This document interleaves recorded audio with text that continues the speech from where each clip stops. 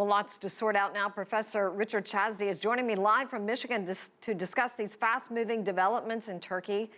Welcome to our broadcast. Thank you for having me. President Erdogan's top military aide has now been arrested as part of this failed coup. Is it likely he himself staged this coup, as some people are asserting? Well, there's a Colonel Muram Kos that, in accounts, has been accused as the head of this attempted coup. It's possible that there are others. This will continue to unfold in terms of the investigation. What's interesting, though, with respect to Colonel Kos is that he apparently does have some connection to Fethullah Gulen, the preacher and theorist, if you will, who resides in Pennsylvania, who's been in self-imposed exile in the United States since the 1990s. But doesn't he have a strong following within the military, Gulen? And how can you say that just because he has a strong following and people are loyal to him, that they would actually stage a coup? Well, I'm not saying that. I think he's a very interesting character. His group was known as Hizmet, which means public service, and it was organized in the late 1970s. And what he is essentially trying to do in a nutshell is reconcile 20th century Western-style liberal capitalism and democracy with a Sufi style of Islam. And so he's interested in reconciling Western science and technology with Islam, and he's received support from several prominent academics and some officials in the United States government.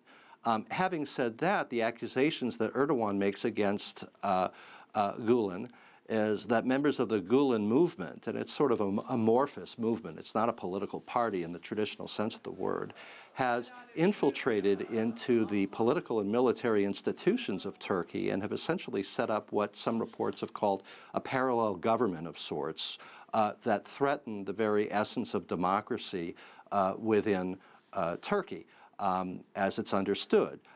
And so what's interesting is that Gulen and Erdogan were once political allies, but they had a falling out several years ago because Erdogan accused Gulen of essentially being behind the set of corruption investigations against Erdogan several years ago, which in turn, from Erdogan's perspective, caused a great deal of political instability for him. So they go back quite a long ways. So, Professor, you also have a commander of an air base in the south, commander of the 2nd and 3rd Army, the former chief of air staff, one of Turkey's most senior judges. Could all of these people be connected to Gulen?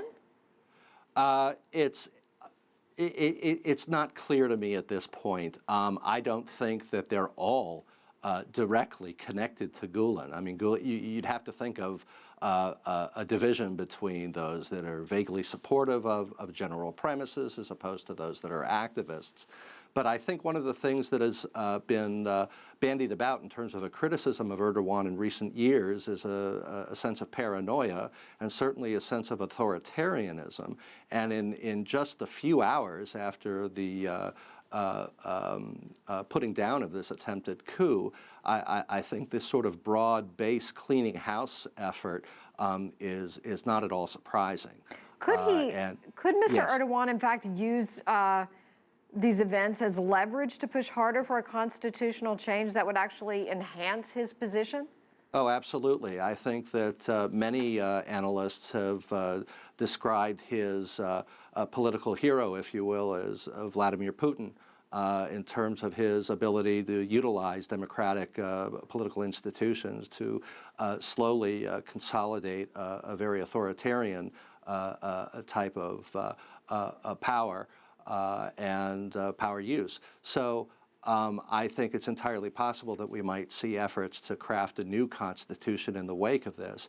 And I think this doesn't bode well for Turkey because it creates an internal instability. And of course, Turkey is a critical partner in the United States efforts and now United States and Russian efforts to target ISIS.